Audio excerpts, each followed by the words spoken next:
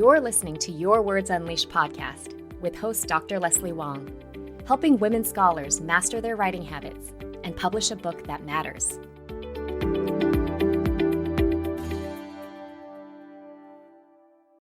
Today, I am so happy to welcome Dr. Stephanie Cawthon onto Your Words Unleashed podcast. Here's a bit about her. Stephanie W. Cawthon, PhD, is an author, educational psychologist, and researcher who is the Catherine May Parker Professor in Education at the University of Texas at Austin in the Department of Educational Psychology with a courtesy appointment in special education. She is an internationally renowned expert for her research that examines the multiple factors that affect how disabled people succeed in classrooms, at workplaces, and throughout their lives. She investigates issues of equity and access in education, explores accommodations and accessible learning and work environments, and challenges systemic standards that are holding people back. In 2023, Stephanie founded the National Disability Center for Student Success. She's been awarded more than $50 million in federal and other grants for her groundbreaking research. And her most recent book, Disability is Human: The Vital Power of Disability in Everyday Life, was published in 2024. Wow. Together with the official workbook, this book provides real-world examples, personal experiences, and actionable tips on how to design your world to be more accessible. So Stephanie and I got to know each other on LinkedIn, where over the past few years, I've watched her process of writing this book, which is for a broader audience, and the amazing job she's doing promoting it as well, which is something I think that all authors can learn from. Furthermore, in this current political climate, I think it's more important than ever to be raising more awareness about issues of disability and access in the world of higher ed and beyond, which is why I wanted to have her on today. So it is so nice to have Stephanie here. And just a note that Stephanie is here with me and she is signing, and you will be hearing the voice of the ASL interpreter. So let's dive into the questions. So Stephanie, I like to ask everybody, can you describe your path through academia and a bit about your scholarly research? Sure. So my path is a lifelong journey. And it started from when I was a kid growing up. Both of my parents were teachers. Both were faculty in higher education settings, department chairs, deans, administrators. So a lot of the culture in our home was really applicable to college and higher ed settings. So I knew at some level that my future would include being a teacher, and probably in higher ed at a college or university. So from there, then research was fascinating to me. My first love is language and language development in general with children, language acquisition. And so my first aha moment was when I went to England. I went to study abroad at Oxford University. I was with someone who said, you really need to take a deep dive more in language with children who are not typically developing and their language acquisition. And so I thought, oh, deaf and hard of hearing kiddos just like me. I knew my own history was a little bit different in terms of language development as well. I didn't speak early on. I went to a special school. I was separated from everyone else. I was then mainstreamed, yes, but when I went there, I sat in the front of the room. I did a whole lot of reading. I kept my eyes glued to a teacher. That is how I accessed education. So most of my interactions, even as a child, were with adults, not with peers or friends my age. You know, they were back there joking and having fun, but it was back behind my head where I couldn't hear nor see them because I was seated in the front row to gain access to the content and what the teacher, the adult in the room, was saying. So those two coupled really led me to my research and academia interests about the development of children and language acquisition in those early years. That's a lifelong thing for me as well. But then, as it happens, common development goals or, things that we all know, things that are happening for typically developing kiddos, things change along the way, specifically with disabilities and how we understand them, how they impact academic achievements, and how work opportunities may be impacted. social lives, friendships. And so all of these things really apply to the same concept for me all the way through graduate school and early in my PhD work. And even still to this day, I'm here. I've been at the University of Texas in Austin almost 20 years. Mm-hmm. And I still am in that world, those core ideas, and I'm still taking a deep dive into those issues, sometimes in different ways than I originally sought after, but it's still an ongoing bit of work that I do and support others in their efforts in the same vein. So that's a little bit about my journey. Awesome. And so, just to put everyone on the same page, I'm really curious to know how you define ableism and what you think are some key ways that ableism occurs in the realm of higher ed. I thought about that definition quite a bit. Ableism, to me, is the attitudes, behaviors, and thoughts when considering disabled people less than or othered. That is ableism. It's an othering. Mm-hmm. And assumptions of things connected to disability. And then typically it has a negative connotation. Sometimes it's the system and sometimes it's not. It's not always. Mm-hmm. And then can you talk a little bit about ableism in higher ed as you've either studied it or experienced it or know other people have experienced it? Yeah. It's most often in the language that they use. One student that I have spoke on her experience within a chemistry lab. The professor said to her, "You can't sit on one of those high stools or a high chair. It's a 3-hour lab, but no, you may not sit." And she said, "Well, I have MS and I can't stand for a 3-hour period." And so the professor responded to her and said, "Well, in science, you have to stand." Mm. We're literally talking about a chair. We're not talking about extended time or any accommodation that would impact anyone else. It was literally about a place for her to be seated comfortably for 3 hours or within that 3-hour time. And so for me, that's a standout example that we see. It's pretty prevalent. And people don't even realize how much of an impact that one person has. I have a whole host of experiences myself.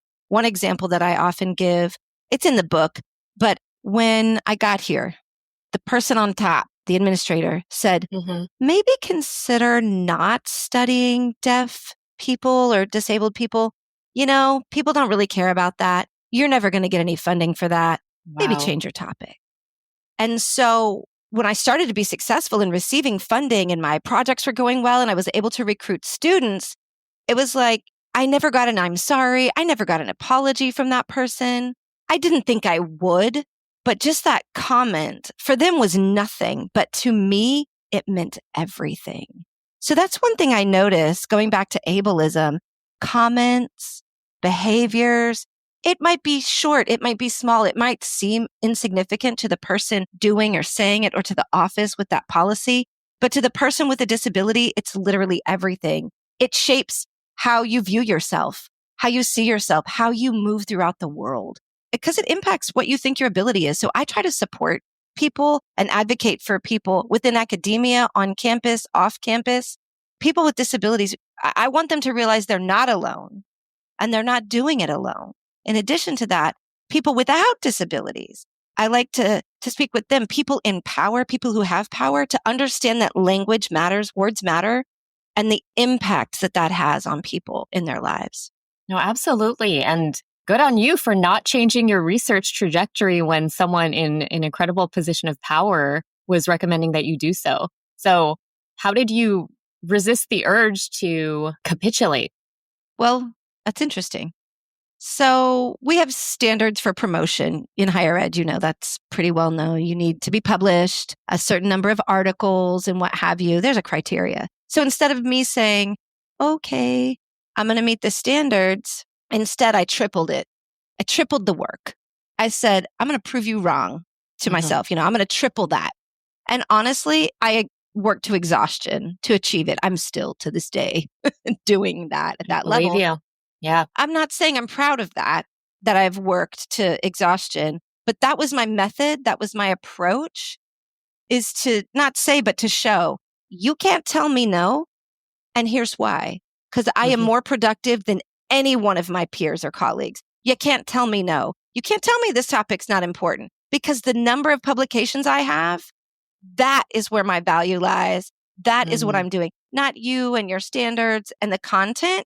So I understand that I probably did a lot of damage to myself with that. So that piece I'm not proud of, but that is how I approached getting told that so early on in my career.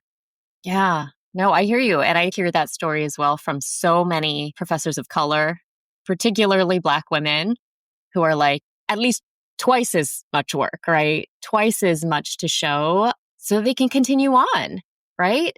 So I fully understand that approach. And it's also, of course, really, really hard on your body and your soul.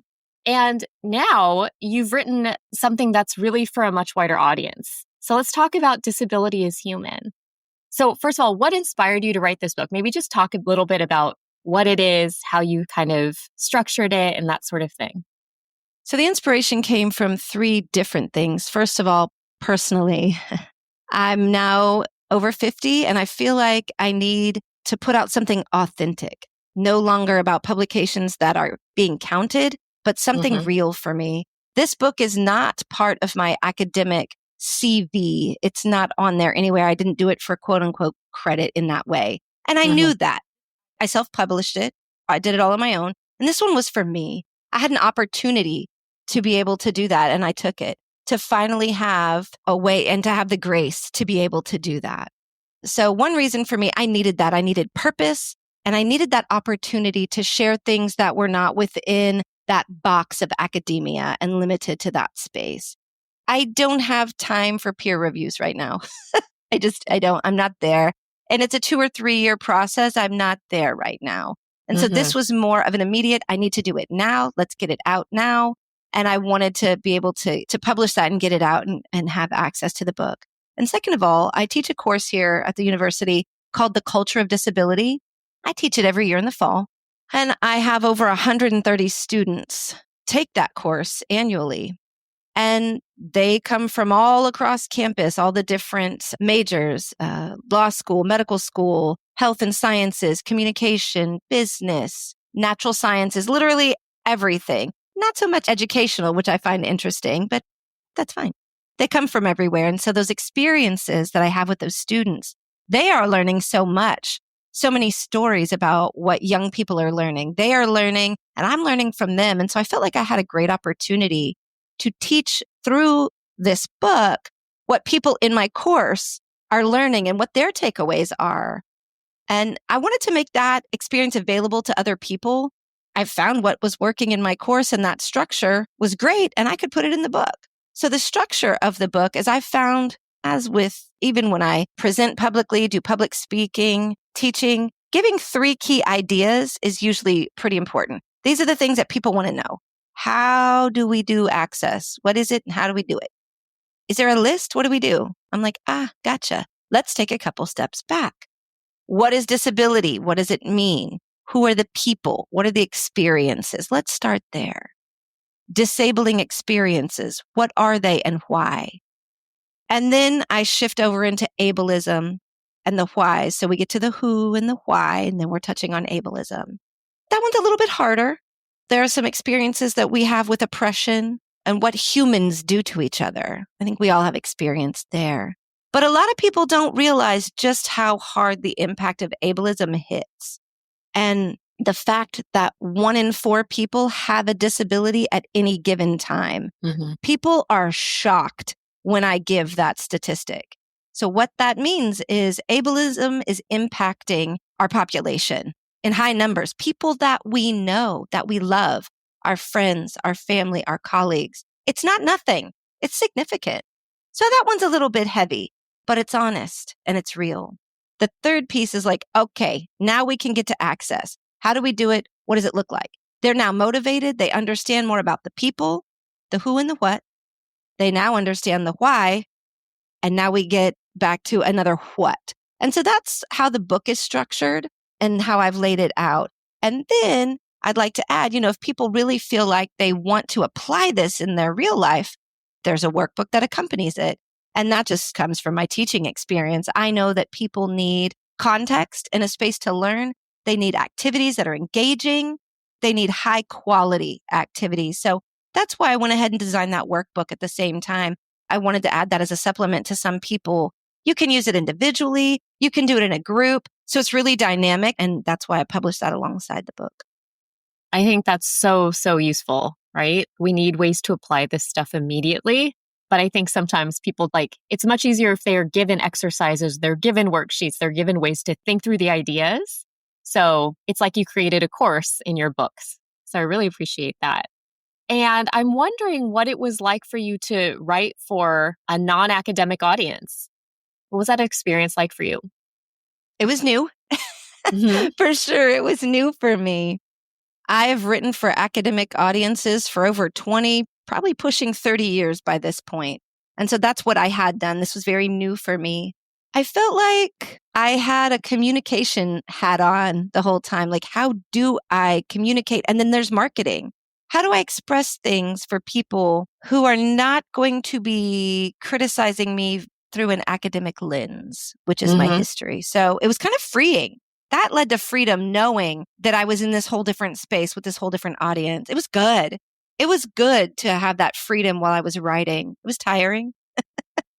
The energy required for this was rough. I needed to be consistent.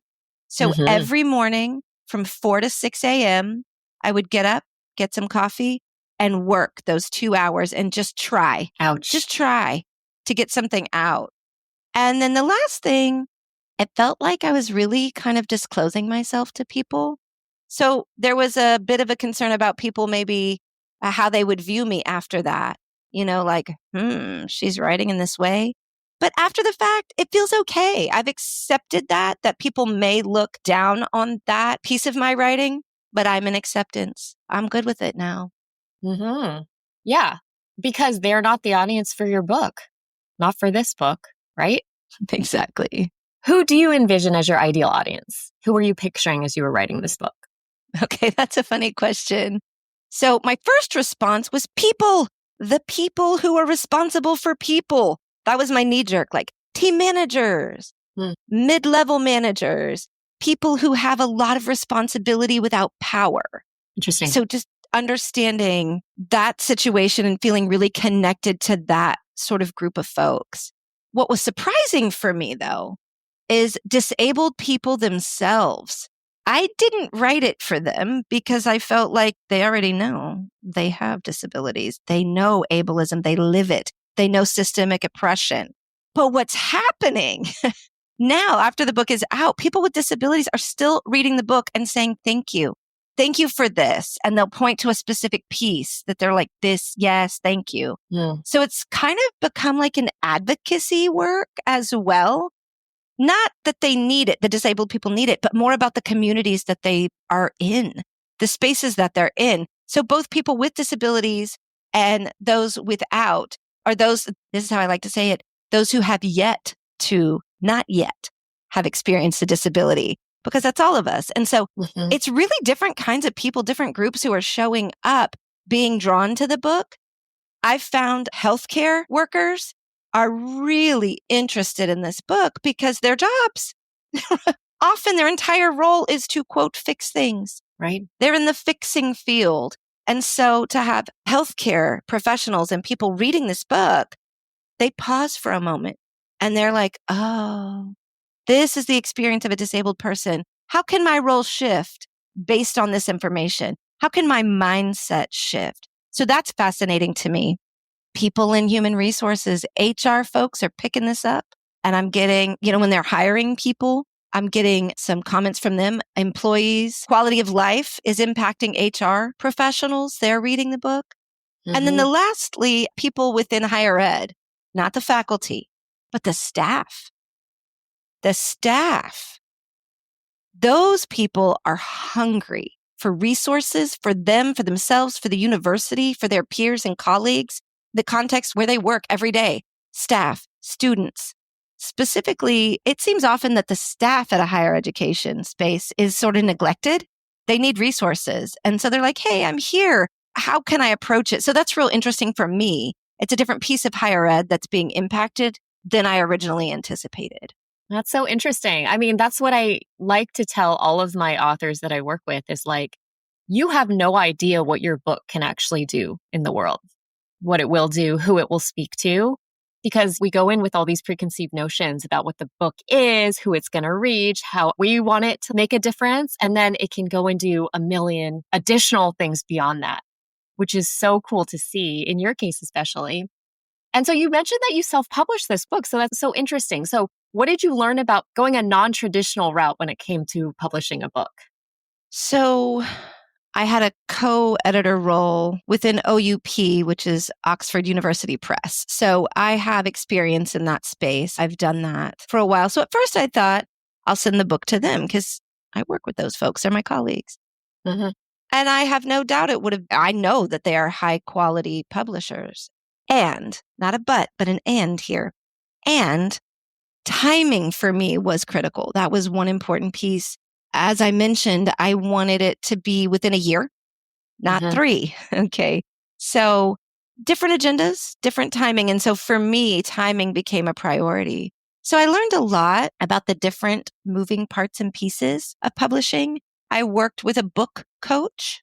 I also worked with the editor. I had 2. One was a concept editor.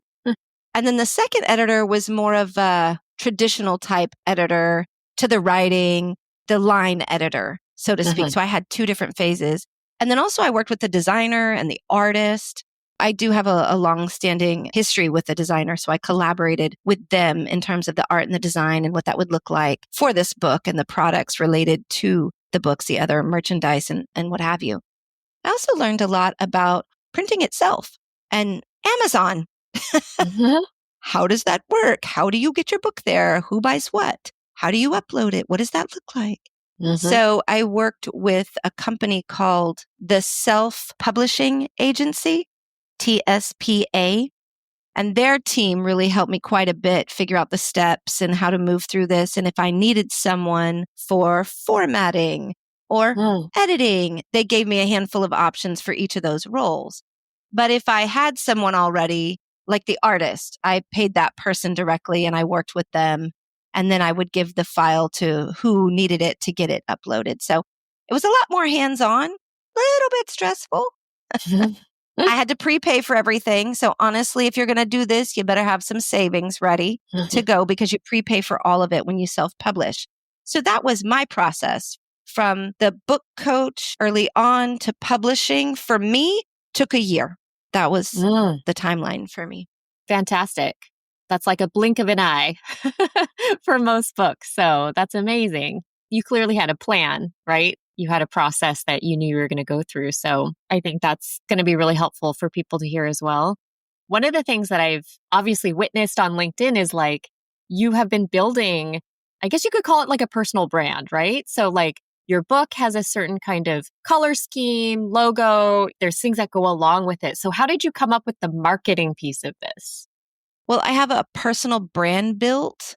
I've had that for about 4 years. So, well, really before COVID. So 5 Mm-hmm. years I've had a personal brand. So that's been set. My color scheme, working with my designer who I mentioned, my artist and designer, same person for the book. We came up with colors and categories, what's primary, secondary, tertiary, way back. And so all my presentations, everything that I do in the world, my website, is all built and designed around that. So smart. So smart. Yeah, thanks. So even up until now, 5 years later, we had a new update of the website. We did kind of update some colors, wanting to emphasize the purple now. Mm-hmm. So you'll see the purple, and that color was part of my original brand, but it was more secondary or tertiary, and it has now become, over time, my primary color.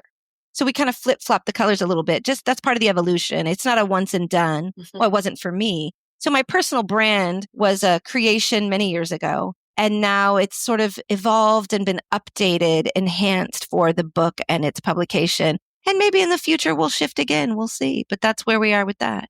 I love it because it's very clearly connected to you, right? I associate these images, these colors with you as a person and with the work that you're doing. A lot of academics feel very uncomfortable with self-promotion, right? Even the word, people can be like, I'm sorry in advance for promoting myself, right? Apologies for the self-promotion. How have you managed to put yourself out there in ways that feel authentic and genuine and can be vulnerable too? It's still hard.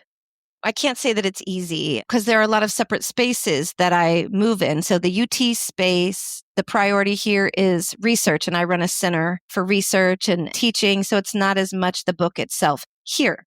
But it's real interesting. Just last week, the provost office had an event for authors. It didn't matter where or which publication, they didn't care. Mm-hmm. It was just like, hey, if you have a book, put it on the table and share it out. So that was the first time for me that my worlds collided. My private book life that I had put out and then my official professional university life kind of came together. I'm hopeful that'll continue. But to have a separate mindset for like LinkedIn and the book and that space for marketing and promotion, and then kind of a different mindset for my research and administrative role at UT. So I wear multiple hats. I made a new hat for this one. So I just keep changing out my hats. And that's kind of how I manage that. Yeah. No, versatility, I think, is so important. And so, kind of a more general question here about disability, but what do you wish people knew about disability that they might not already know? I'll say two things, if that's all right, not just the one. Of course. First, it's how common the experience of disability is. I hear stories every day. It's part of the human experience, really. And so that kind of goes back to the title. That's where it came from, is realizing that people don't know that disability is part of the human experience. It's natural. It's part of life. And so isolating people or kind of thinking of them in a different space or category is not helpful because disability is human. It's part of the experience. And so if people could think about a disability being a part of who people are, who you are, I think that would be helpful. I wish more people knew that. And then the second thing I'd like to say is progress is possible. And it's not even a lot of work. One step at a time, it's easy. And even that is really okay. You don't have to rush through it. You don't have to make leaps and bounds, but progress is the point. So one little step at a time is huge. And within the community of people is even better. You don't have to do it alone. Just a mindset shift, just opening your mind to this being a possibility. Huge strides. Really, that's the goal. Awesome. And I just feel like your book it's giving people access to a new mindset, right? As well as a more like structural understanding, which is why I think it's really being received well by multiple different groups. It validates certain people's experiences. It opens ways of understanding in a more comprehensive way what folks are actually experiencing, and it actually gives practical tips. So I really congratulate you on getting this book out in a year, no less. So my very last question, how can listeners connect with you and purchase your book? Okay, my website is the central place for everything. So it's my name, stephaniecawthon.com. And you can search for disabilityishuman.com as well. They're both linked, so you can get to both. And there's two things that I recommend. First, sign up for my newsletter. That's a good one. Comes out monthly. There's a lot of content related to this topic and current things. I try to kind of market and but also advocate and all the things through that newsletter, get that information out. And then of course, my book is available anywhere online, Amazon and all of the bookstores, Barnes and Noble, all the things. And online, you can find it pretty simply. It's out internationally. So, when it's online, you can get it from anywhere. Amazing. Thank you so much for your time and your insights today, Stephanie. And listeners, please connect with her on LinkedIn as well. And like she said, you can purchase her book and workbook from her website, stephaniecawthon.com. You'll be glad you did. Thanks again, Stephanie. Well, thank you so much. And thank you to the interpreters. Thank you for the opportunity to be here today. I appreciate it.